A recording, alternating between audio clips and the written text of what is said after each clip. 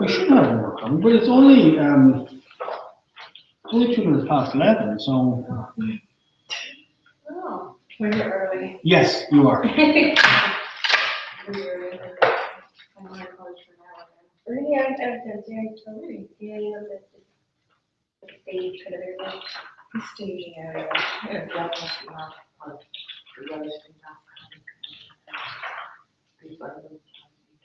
Everyone was panicked about the law. I really like our technology. Really? Or was it not overnight? No, the room thing, the fishbowl thing, they open sometimes until like 2, 1 morning. You know, they named the front room in the library downstairs. The reading room. Yeah, the reading room. They kind of closed everything else. That's where I was, and he came in at 9:30. I was block break there. He came in at 9:30 to kind of. Thanks, that's where I had fully started reading. And then I was there at 10 and he came in. I can't believe I'm going 2 hours. I've been in the library many times a day, and I've always wondered, like, could I sleep here overnight and get anybody notice? Probably could. Well, we occupied the library. Really? Yeah, back when I was in third year. Here, Yeah. it's like Occupy Wall Street, only Occupy Blue. There was some kind of strike potentially looming just before exams. So in order to prevent, there was a fear that the library would shut some evening and not reopen the following day, because I can't remember whether it was the security or the staff or whatever were going to go out potentially. So in order to keep them from shutting it down and not opening, we occupied it. But it was very civilized. The fishbowl didn't exist, the wraparound bit, and the student common room was down in the basement, what is now Q-1, and there were snooker tables and giant TVs and everything down there. So there were, and when you're occupying someplace, once there's a person in the space you're occupying, it's occupied. It has to be treated as you know, unless they're going to pick you up and drag you out. So once we had one person on each floor, the building was technically occupied, and therefore security had to be present, and the building had to be opened, and all the health and safety and all that had to be put into play. And that meant that, in fact, the rest of us could shuffle on down to the basement where the giant televisions and the pool tables were. And that was fine. And it was also very quickly, I don't know, it lasted 5 or 6 days. Towards the end of it, well, very quickly we got to the stage where we kind of knew what time Lennox's was closing at. So somebody would be sent on a Lennox's run. And that was, and everybody would, you know, and we organized that to keep that under control. All of that came into the kitchen in the library, and that was it, and that was where that was all tidied up after. It was very, very civilized. It was staff, student, pool competition, and at the end, because of the way it was working out, there was a students' union general meeting to discuss whether or not to end the occupation, and the then president of the university, and the finance officer, and the registrar came to a students' union general meeting to ask us to end the occupation. It was the first and only time. It was Ty Carey, the last president who kept a decent whiskey cabinet in his office. Was the only time that I know in living memory. The student president, or the university president now addresses class council occasionally. Once a year comes in and does the Queen's speech. But it was the only time that I've known as the university president in Ireland to go into a students' union general meeting, into like a bear pit, and stand up in front and say, please, for these reasons, do this. So fair bells to him. It took, you know, a certain amount of neck to go and do that and to convince us to go along with his plan, which is why it was memorable. But that was back in 1984 or 85. And there hasn't been a decent occupation on campus since then as a piece of protest art. Why were you occupying it? In case it was shut down because of I can't remember who was going on strike, but there was a threat of a strike, so in order to put pressure on to get it resolved, and not to have lose the use of the library before, you know, things. So it was, it was interesting, it was perfectly civilized, and it was, but it is one of the things is that, it was, to bring us back to art, it was of course a performance. Performance and protest was a critical questioning of the system, which a great deal of art is. And which in fact, people have, I don't know if you noticed, it's on the news stories, but in the past, sometime this past weekend, the French arrested performance artist in, I can't remember what gallery in Paris, for replicating in the gallery in front of a Manet painting, I can't remember which one. Oh, she was naked. She was naked. Yeah. The picture was naked and she was She's a replicating. good model, isn't she? Yes, and an artist, and she has a reputation. And police decided that this was not appropriate, so they arrested her and locked her up, and she was contained in the art. So she shouldn't be, which is interesting, and it does raise the sort of questions about, well, what is art? What are the boundaries? In terms of the stuff, and we did kick this off with a couple of things, and I asked you to think about what was art, what is and is not art. Is that there? It is, right. I'll just have a quick look. Okay, maybe watching, but I don't see. Let's go back here to this. What did people came up with an interesting list and some discussion and things on what they would regard as their top 5 pieces of art. Anybody not get around to coming up with their 5 pieces of art yet? I don't even know 5 pieces of art, barely. Okay, which is also a fair point, but okay. But then it comes back to, well, what is art? Do you know 5 things? Okay, and again, the Latour chapter talks about Holbein's ambassadors, right? And postcards, buying postcards in the museum. Do you have, how many posters do you have hanging up at home? And what are they? Name us a couple. I have a Pink Floyd Dark Side of the Moon poster by Storm Thomerson. Okay, is on the list of stuff people have put up pieces of music. Is it not the case that Dark Side of the Moon is in fact art? Well, is it art? I would think so. Okay, so that's one. What now? Other. Let's just take that around the room. Is Dark Side of the Room? Is it art? In how many ways is it art? Well, it's an original piece of work. Okay. Yeah, there's an original conception, there's an originality. It was composed. Okay. It was created and imagined, and he drew the picture of the dispersion of light as well. Like. Yes. Is not the album presentation also a piece of art in its own right? Because it is an imaginative composition using that very, everybody knows, you know, you know what the album cover looks like. Does anybody not know what the album cover looks like? That with the refracted light. Okay, does that make you a Philistine? That you do not, would you recognize it? Hold on.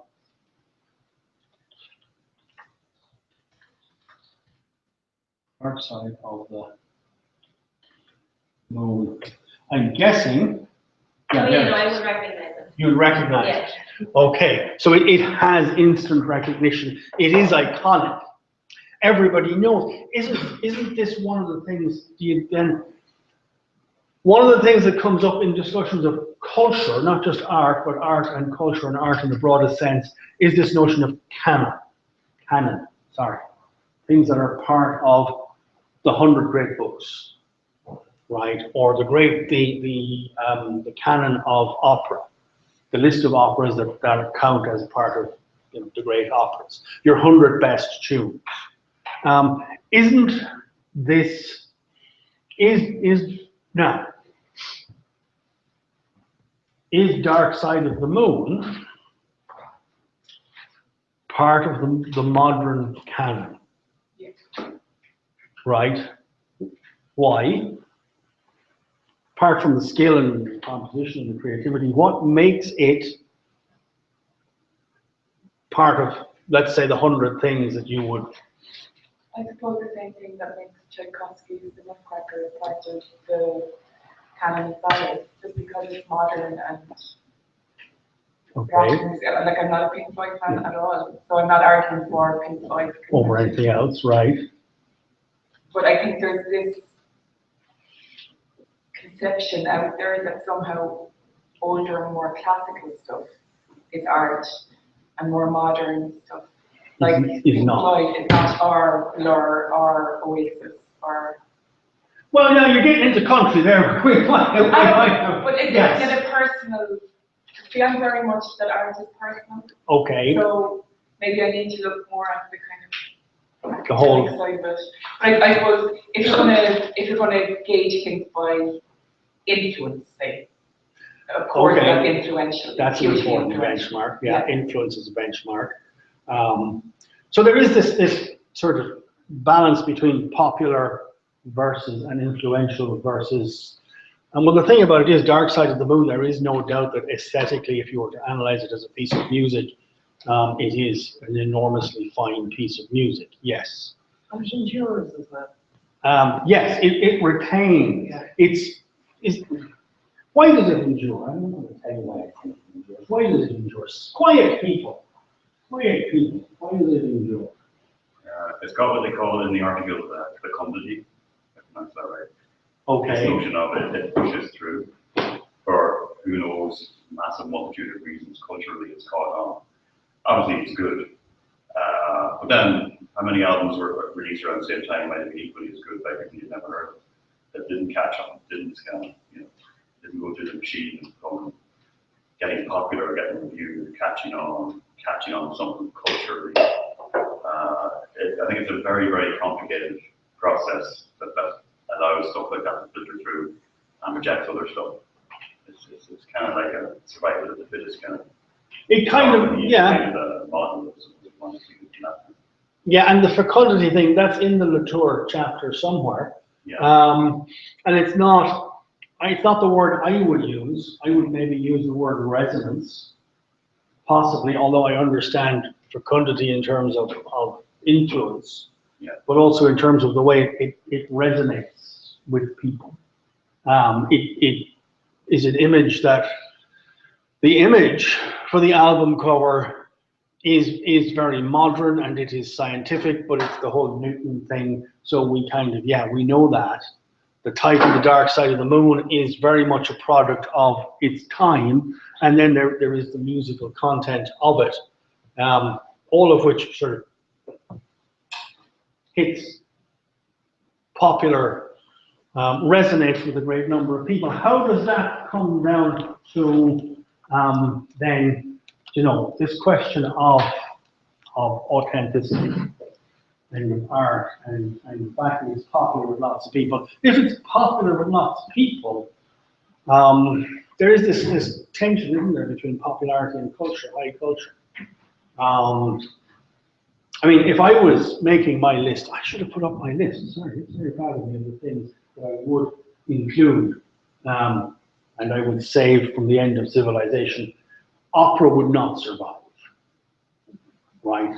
Callously, if I was in charge of saving the world's cultural heritage, if there wasn't enough room on the hard disk to save opera, I wouldn't cry. Okay, because I don't. But also, so it is kind of. So I guess my feeling on it would be, and people in the past have argued with me about this, I think opera's dead. Nobody's writing opera as an art form, notwithstanding the exception of Nixon in China, which I don't know if that'll survive or not. I don't know about that. Okay, bring it on. Nixon in China or? No, just because it might be coming to your attention, and there's not a lot of people doing it. It's still being written. It just depends on your classification of opera. Some would argue, I picked Stephen Sondheim in mind. Some would argue that Stephen Sondheim is opera. Okay. And he's still writing as far as I know. I think he is, yeah, yeah, potentially. He's not, if he's dead, he's not long gone, so yeah. I wouldn't have thought of Sondheimer's opera. But I thought, what about Julie Feeney? Yeah, like there's a lot of, I think like I don't know an awful lot about it, but I'd be interested in knowing why you don't like opera. Are they not liking it, or? I think the canon, as it's defined by people who love opera, is all works by dead composers that are not, nobody is taking those themes. In the same way, for instance, that Baz Luhrmann took Romeo and Juliet and remade the story, but if you look at Romeo and Juliet, it's gone through the Shakespeare, most notably, bringing Sondheim, well, not quite West Side Story, and the Baz Luhrmann. It is a story that lives and people reinterpret the story. It is fecund in Latour's terminology. It is fruitful. The story continues, whereas, you know, the story of Romeo and Juliet, I'm sure, has been treated in opera, but has it been recently? And you see, the other thing is Julie Feeney. Yeah, I would like Julie Feeney, but I wouldn't like opera. I would put her.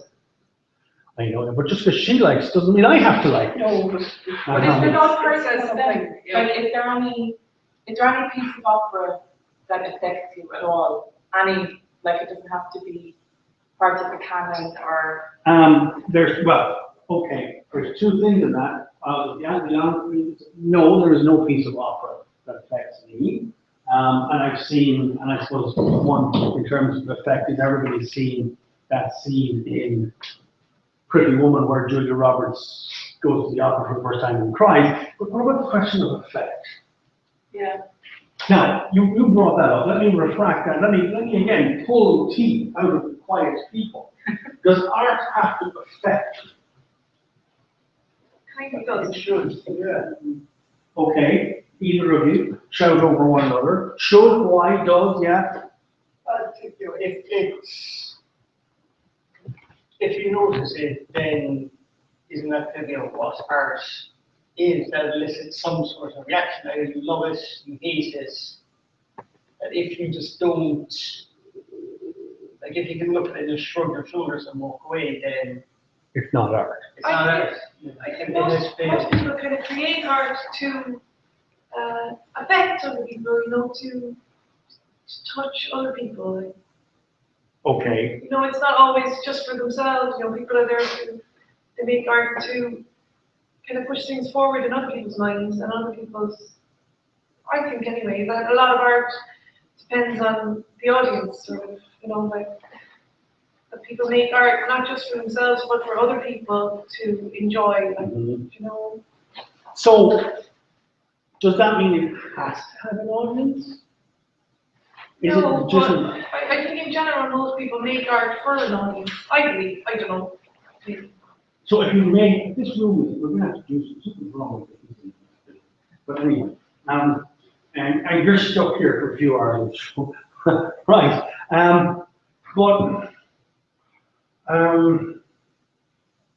Okay, but is it then, if you do something creative purely for yourself, but with no intent for it to be public and to affect other people, if it has no fecundity, let's keep flogging that word, if there's no intention for it to be fertile, easier than fecund, is it therefore not art?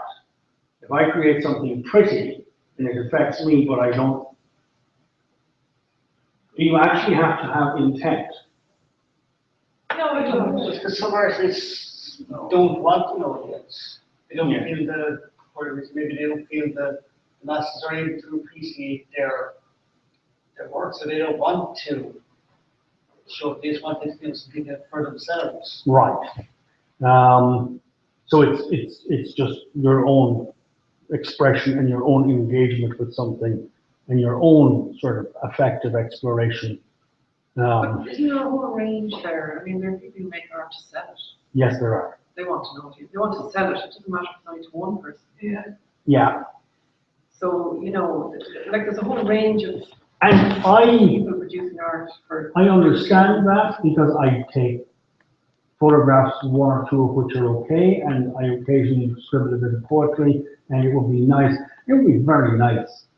Well, I have it published, so but it would be nice if I could actually get a volume, yeah, published. It would be nice if I could actually sell something, one or two pieces of my photography, because that would in some way validate what I have done. Yeah. Wouldn't it? Yeah. That somebody would show that I have done something which is not only meaningful to me, but which also affects other people. So there is that, but it's not, a lot of people create art with no intention also of ever, in fact, a lot of people do stuff artistically or creatively or whatever, that they'd be embarrassed for people to see, which is interesting. You know, so there is a range there. And it does run along the axis. It is creative and it is emotional and it makes an emotional connection, but it is not intended to be, well, I guess there are people who make music and they don't necessarily, there are people who make music to make a lot of money, and there are people who make music just for the hell of it and occasionally manage to be successful at it, aren't there? Which is the question, you know, how does that work out? And how do you assess that? Can someone who produces art or music, you know, painting, whatever, and who just a musician who just plays gigs in, you know, the pub, whatever, and never, but is accomplished and professional and engaging and touches people's soul, but never once dreams of, well, is that less art? Is that of less value? No, it wouldn't be like, it's so hard to define. In some ways, it's probably more so. Why? Because aren't a lot of artists more respected if they don't sell out? So you gotta be poor, yes. Roger Waters is a sellout. You know, Yes, I understand, yes, but yes, I do, I understand the point, and it is a point that people who do, and it goes back to the core question, well, why did you get into art, to make money, or just because you wanted to be creative and then somebody happened to buy your paintings, or whatever, or listen to your music. And there are the, I guess, you know, thousands of people who make videos that they put up on YouTube and record their own music and record their own singing and stuff, and they don't have any intent for the whole world. But how does this, I mean, there is this question of effect, which is one thing. There's the difficulty of defining. There's no definition, really, and the variety of things that we've come up with on the list of stuff shows the range of things that are creative and artistic and affect people with different stuff. And I suppose there's a number of problems.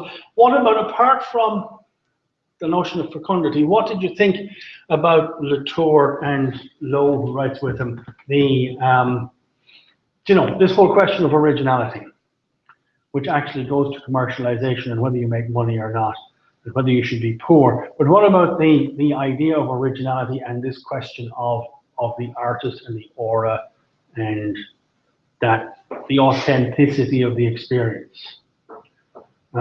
Which is one of the questions about the real or the copy. Is it okay if a fake, if a copy touches your soul?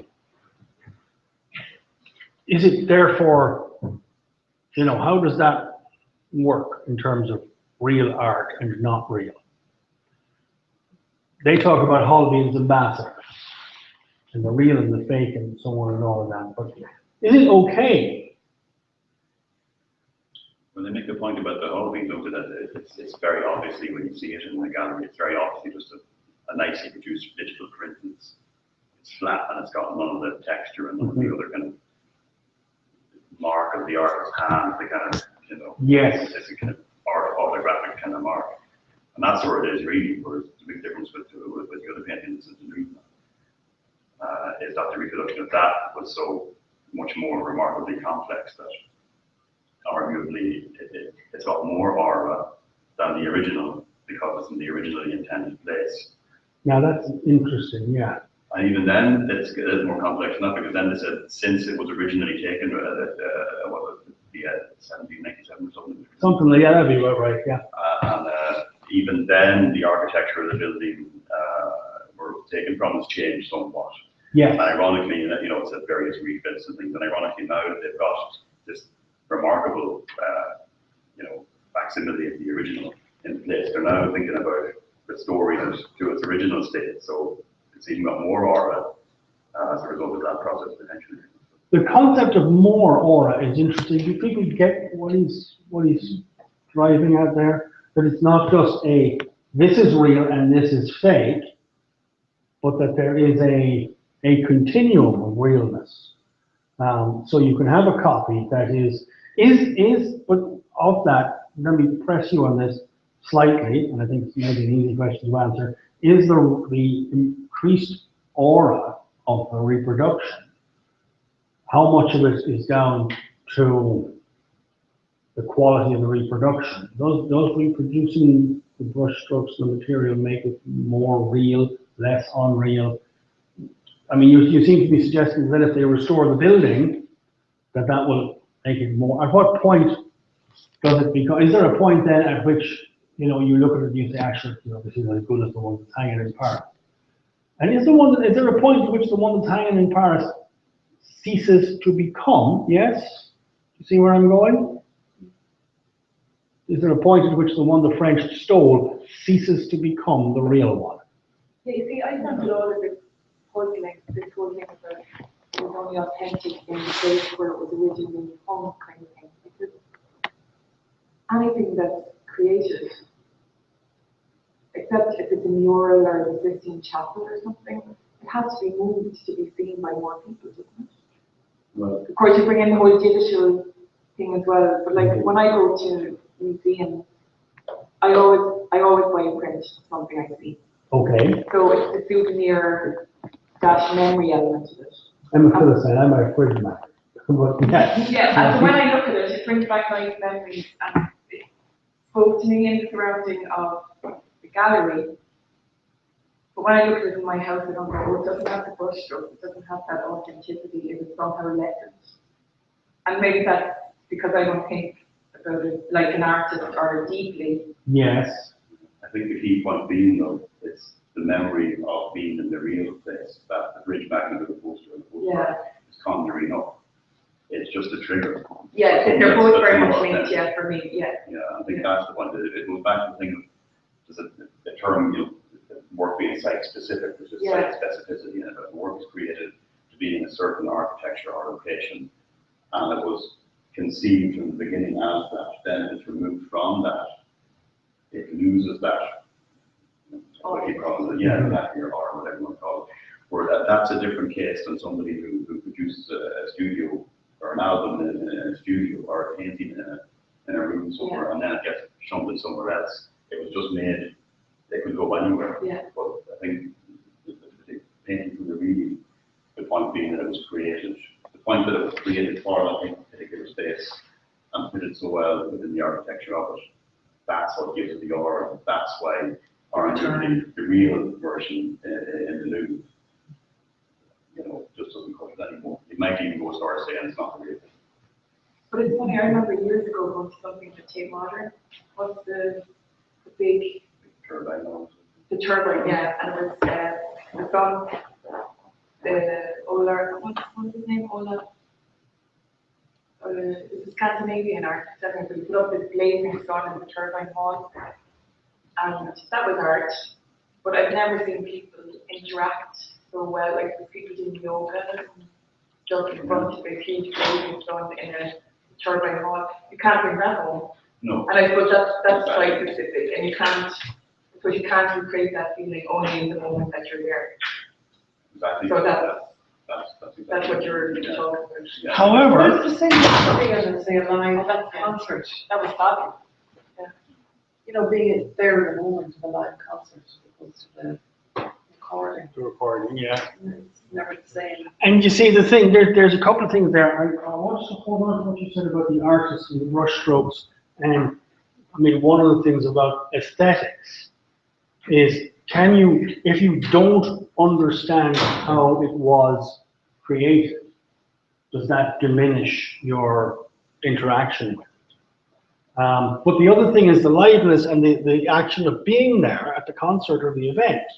To what extent is, I mean, this was a space and it was an event, and there was a quiet about it, and there was an aura, right, about the thing, and it is, and let's bring in the word here because it'll come into the Walter Benjamin next week that we're reading. It is almost a religious experience. It produces affect, and it's like teenagers at a concert.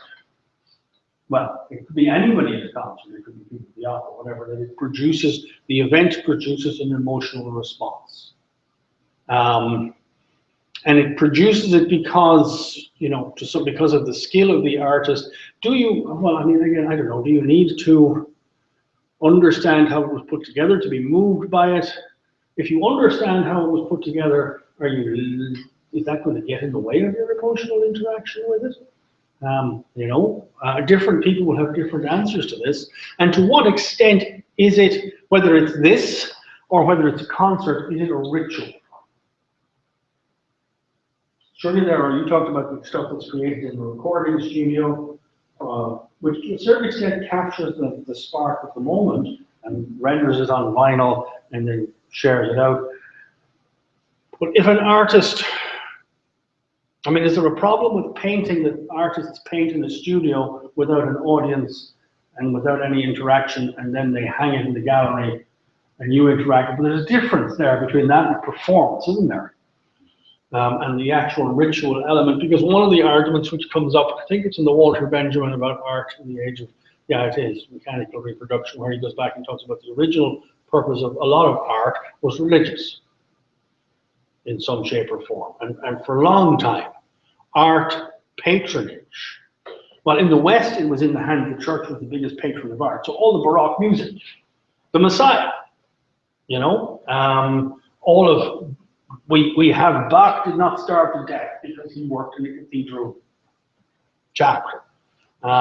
So for a long time, and in other societies, again, non-Western, a great deal of art was religious in the broadest sense, in that it had some sort of spiritual function.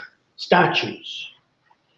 Okay, there were cultures where art, like classical Greek, Roman statuary or murals or frescoes, which were not necessary, but a great deal of it has some sort of spiritual purpose, doesn't it? And isn't that, how important is that in terms of affect and resonance and stuff? And how does that relate to 100,000 screaming teenagers in Slave Castle? Assuming that whoever's on stage is actually a good act rather than just some manufactured boy band. It's a personal choice, isn't it? Not everybody's cup of tea to have this spiritual effect Yes. or aura, Yeah. related to the creation of art. I mean, I think probably in the past there wasn't a lot of choice.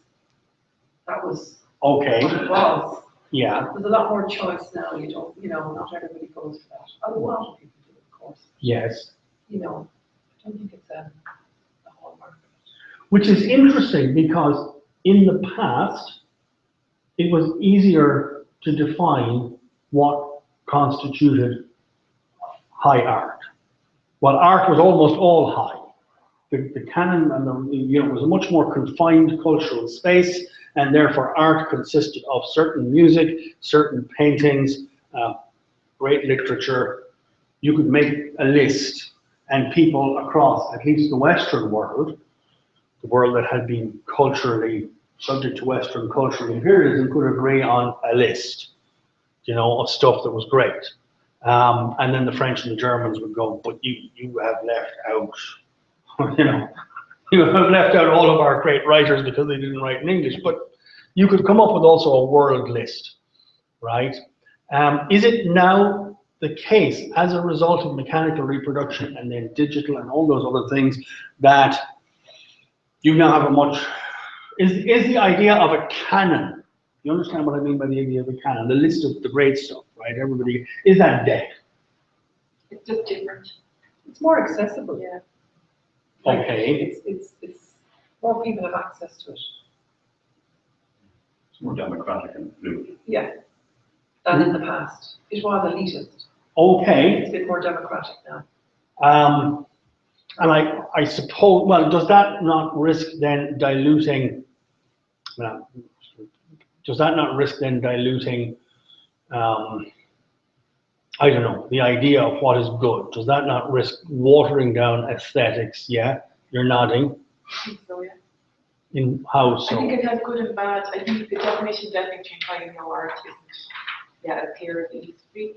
Okay, that, yeah, I have a problem with that. good. High and low art. Excellent. You know, it's something I feel is, I think it's great that now there is more access, that more people can see, even if it's reproductions, they have some, you know, possibility. Yes. They might have had before of thinking about it, or being moved, or not moved, or wondering about the reproduction. Mm-hmm. You know, I think that's a better state of affairs than high art in Galleries and small museums. places. Yes, where only certain people get to see it. yes. So, you know, that would be the problem I have with sort of distinguishing between high art and low art. I think Okay, it's a little bit elitist, and who yes. decides anyway? Well, that's the other question, who decides? And you see, one of the things about the canon, the notion of a canonical list of stuff in any area of art, painting, literature, music, whatever, you know, the great artists, those collections of part works, you know, those wonderful, they've won out, the one that the Agostini are launching this week is Star Wars helmets. Is Boba Fett's helmet part of the canon of great helmets? But it used to be that a very small group of people defined that, whereas now it is much more democratic. And, you know, the question is, again, would the dark side of the moon have what hoops? Because you see, they regularly produce that whole list of, every once a year, radio stations do the 100, listeners vote for the 100 albums of all time. It is frequently dominated by more recent stuff, isn't it? BuzzFeed have made millions out of this. Like, people love this. They do. And like, you can see, like, even having to put up your 5 pieces of art that you would say, people love that because Yeah. it brings something personal. But Yes. like, I don't believe in the concept of high and low art and people returns in the abstract. But the terms do exist. But you do have to have good and bad. Not everybody or everything can be included. Otherwise, where, you know, do you know what I'm getting at? Yes, It's hard I do. to put into words, but you do have to have standards somewhere. Now, like, I hear you talk about manufactured boy bands, and I go, well, Monkeys have plenty of great songs. They were manufactured boy bands. Do you know? Okay.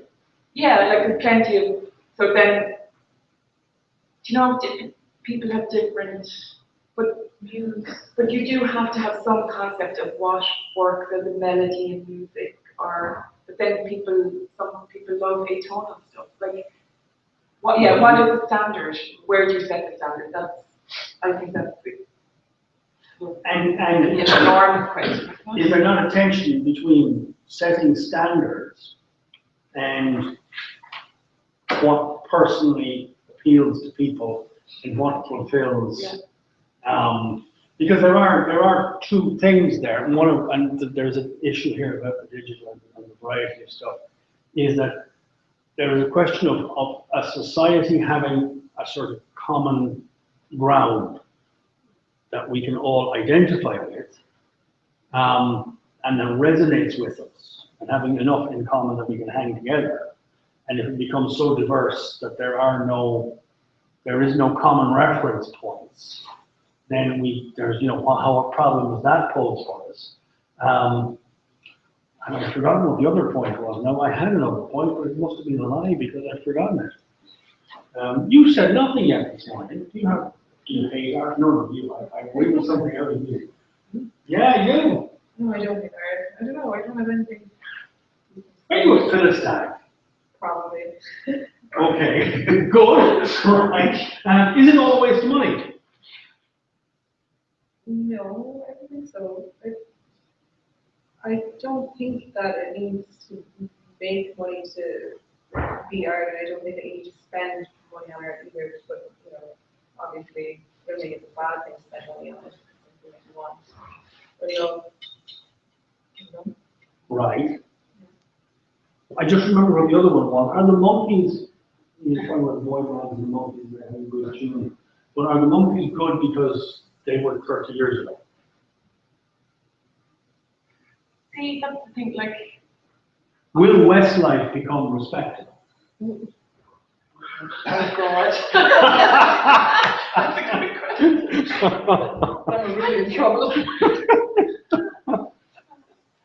And is, again, the thing about it is that you have this sort of circumstances of production. This is something where digital media, I'm going to come back to this when we're looking at music in particular, but in all sorts of forms, the monkeys were constructed as a counterbalance to the Beatles, yes, at a time when you had a certain level of music required. The monkeys were able to play their instruments, right? And they did not have auto-tune.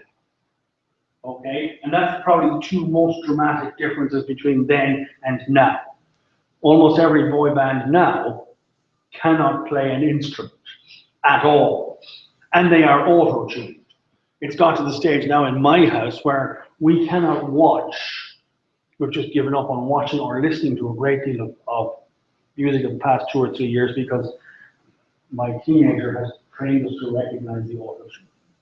And as soon as, yeah, can't listen to that because it's plastic, you know, and the digital has created this thing where it's quite possible that even I could sing, and don't want to hear that. But the technology might exist to make it acceptable. But it's Yeah. all about the performance, then. It's not even necessarily the music, it's the way that they perform on stage. Like even, I suppose, Britney Spears and Lady Gaga are seen as a performance or an art, but they're not even singing when they're in concerts. That's actually what I don't know. I don't think they're singing it like background. A lot of, yeah, there is a lot of background and lip sync and yeah. Those, you know, they would be heavily inspired by David Bowie and Alice Cooper, who are massively theatrical on stage, so. And then the other thing is there therefore a blurring of, well, either a blurring of the distinction and a fusion between different art forms? You cannot win the Eurovision now unless you can dance. You must have dancers as well as a song, mostly. That's no harm. With some of the songs, it's no harm, but I'm thinking the Swedish one from a couple of years ago, which was, I loved, but that was one of the first, there was like a trend for years that the groups that won had, you know, exciting dancers on stage. Yeah, but what about Lordi, the Finnish? Well, yes. Norwegian. No, they're Finnish. They're Oh. Finnish.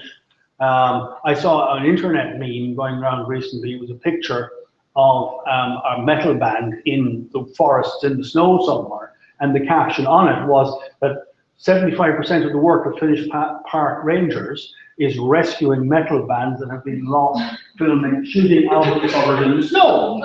But it is, the thing about it is that there is internet memes, are they an art form? Is there an art to taking an image and putting some words with it? And if it resonates with people, if a lot of people like it and click on it and share it because it speaks to them, all those cat pictures, my cat is unhappy because, and I mean, we love cats. If you're a cat lover, does that not speak to you? Does that not, if you actually, I mean, I have cats, but I would not be a lover of cats, right? But if it is part of your connection to the world and it brings you peace, sitting there with your cat and petting your cat and you love cats in that way, does that not provide you with the same sort of sense of contentment? Does it not provide an affect in the same way as a piece of great art? It probably does, but like, I think that's probably one of the greatest simple things that I find most inexplicable about the internet, so cat things. Yeah. I do not get them. No, I hate cats, so that's what they Okay. But even if I try to put myself in the position of people who love cats, I just do not get in any way how that achieves such kind of critical mass or something. I just don't. Grumpy Cat is like, I think in a way, it's like an art form in itself. It's replicated in so many different ways. There's like so many memes. I think there's a book on it there. Or you can get fortune. Oh, yeah. I think the owner's like a millionaire. Grumpy Cat has sold out to the man and lost his authenticity. Personal appearance would be like when Yeah. grumpy cat, you can't even get near grumpy cat. Yeah. So, and I'm sure people, so that's the whole, like, I don't. I know these Instagram accounts, these pets are now Instagram celebrities. Yes.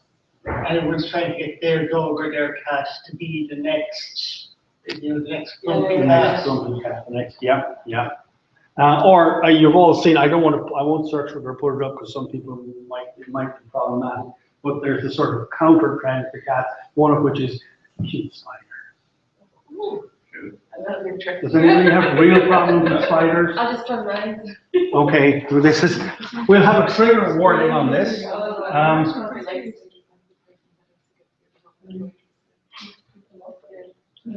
don't care. I usually Okay, so no. Well, they're not there. I can't find it. Oh, these are boring. Oh, yeah, okay. Arachnophobia, people, close your eyes. Well, it's not exactly the one because it's like, but you get the ones where the spider is kind of looking over something. And it's furry and it's cute, right? And there are variations on that. And I have occasionally reshared those because it's an antidote to cats. Yeah. But I do know a couple of years ago, one of the MA students, Olivia Rowan, did her dissertation on internet memes as an art form.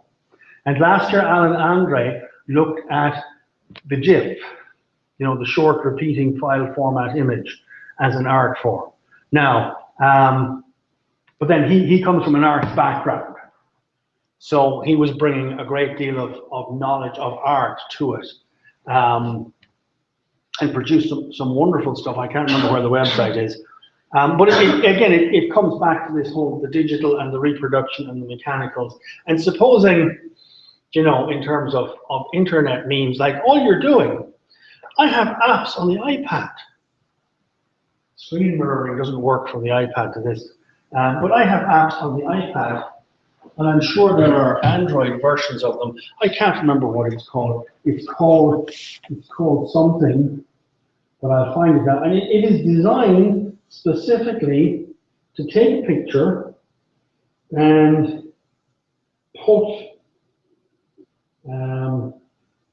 I've buried it somewhere in a folder. It's not half-tone. No, there's a couple of folders here of interesting apps and it's buried in them. But it's certainly designed so that you can take an image and put, I think it was called typography or something. I can't find it. I've seen it again.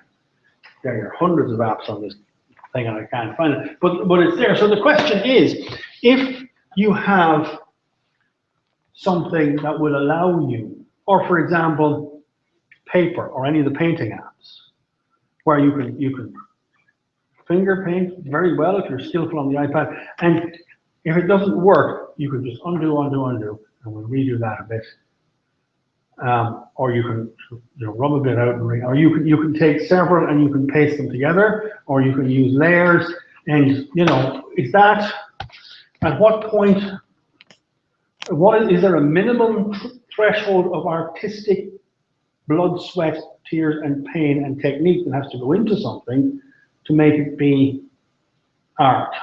No, I think anyone can create art, but not so many can excel, to excel to the standard of having your art in the Tate or something, Okay. But anyone can create art, anyone can write a 4-line or a haiku or a bit of poetry or something, or even an essay or something, anyone can create as long as they can write or sing paint or whatever. Yeah, I think it's hard for an artist to excel to the point that everyone recognizes them as being a good artist, Okay. And to the point that they can consistently produce Yeah, work of a certain quality. Hence, like Mozart, churning out a symphony every 3 days, chug, chug, chug, chug, chug, or I exaggerate slightly, but, or was he just the boy band of his day? He happens to produce something that, and he produced it effortlessly and in great quantity, so, is that less, must you suffer for art? maybe that's where genius maybe might come into it, Mhm. maybe that. And then that raises the question of genius versus Standard, kind of standard and, average, so, yeah, and creativity. yeah. And one of the big buzz things that's interesting now in business and in industry and in a lot of places is that this expectation that we need to be more creative about how we do things. So there is this effort to try and develop and encourage creativity, which we traditionally associated with art. So you now get businesses trying to, and sort of, not, but like engineers trying to, engineering schools and then trying to come up with creative, let's get people to think creatively and to find creative solutions to problems by making them do art and stuff. So they'll think like creative artists. You see, and on the other hand, there is the thing that the digital is also making it's possible for more people to create, it's possible for people to do some more hit wonders. There's a whole range of things there. Where's my mouse gone? And some of it, where am I going? Here, yes. Let me come back here. Some of it comes into Walter Benjamin and Art in the Age of Mechanical Reproduction, that this whole question of aura and authenticity. Benjamin engages with that, and maybe we've covered a certain amount of that. He does talk about the original purpose of so much art being spiritual and religious and being a connection to something higher or something deeper or whatever word you want to use. Baudrillard is interesting because, again, he talks about the nature of reality, and he has a very interesting piece in there. I think I'm missing a few pages from that in that PDF, but he has a really wonderful example where he's talking about reality and art and what's fake and what's real. He has this fantastic, I'm pretty sure it's Baudrillard, has this thing about Disneyland and the sort of theme park and versus the car park outside, and how people go into Disneyland and they have this plastic artifice. And but the reality of America is 200 acres of car park outside. And it's a very sort of powerful, for me, that's where that whole question of what is real and what is not hangs up on that. And there is another thing coming in there about art, which is the question of, and what we didn't get to, I slightly edited this morning to more explicitly take account of Benjamin and Baudrillard. But also, and again, some of these things that we've started discussing, and we might, and there's the George Bush example. George Bush is now a painter of cute puppies in his retirement. And you can have a look at the Vanity Fair article about his art, and there's this, well, you know, and if you look at them, they may not be very good, but the question is, well, isn't he entitled to find creative expression in his retirement? No. Well, you see, this is why that's interesting, because that is a contentious exam. Well, yes. So that's one to think about in terms of accessibility and who is permitted to be sensitive. He was only a house painter, as far as I know. Okay. I don't think he actually painted it. But those are there, and and the other thing that is a big question that we didn't get, doesn't really fit in, but it is one of the big questions, is an awful lot of James O'Sullivan's PhD thesis, which we've just examined recently, and he's now Dr. James, was about, one of the things I remember from reading it was that the mission of art is to defamiliarize things. That it is to take something that you think is familiar and make you look at it in a different way. And to what extent, if it does that, if it challenges you, and here's an example of things like modernist painting, cubist painting, that photography, an almost digital thing, because it removed the requirement for painters to do all this representational stuff, it allowed them then to paint, it allowed Picasso to emerge and to produce a painting of this room where I could not just see you from in front, but I could also see the monitor that's hidden over there could be painted into the picture and made visible because you could change the shape of the room from the actual physical constraints to some other mental conception of the room. You kind of have to look at it in the cast and think about that, the mission of defamiliarization. Does art have a mission if something makes you look at something differently? Is that important for art, or is it okay for art to be just something that makes you feel comfortable? You know, which, where? And obviously amongst the artistic community, there are views about that. So we will see how that goes. I do, apart from reading Walter Benjamin and Baudrillard, do have a quick look at George Bush's paintings of little puppy dogs. And it is about as far from Baudrillard as you can possibly get, but it does, because it is George W. Bush, it does force you to think about, hang on a minute. I couldn't find any of Padraig Flynn's landscape paintings, but in his retirement, Padraig Flynn is now a landscape artist. And again, that raises the same question, you know, about people who we might not necessarily like, and therefore, are they allowed to be artists? I don't know. But we will follow this pathway where it goes and see how it works out. And have fun doing it. Right, I'm going to shut up now. I'm going to open the door and let people in and let people take a break before Sean starts doing his thing. When you keep the door, people back there, you don't have to sort of wait just as I talk. In fact, if you start coming in and stop the talk. Dominic, you're really Yes. like more similarity there of the art. Oh, yeah. Okay, we have to I haven't really read about it related to. Oh, yeah. Yeah. You know, it's good. Oh, yeah, Oh, yeah, I thought, yeah, I think,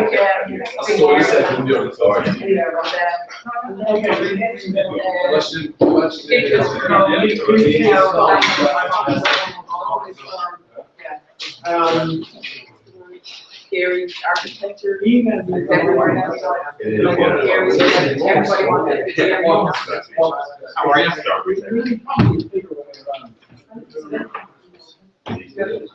Yeah, when you see the.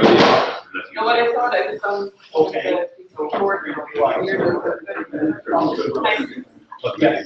Email me about that. No, I get there. We were having fun. There's really good So I actually, just when kept we're going. talking about the site, Because Richard Sarah,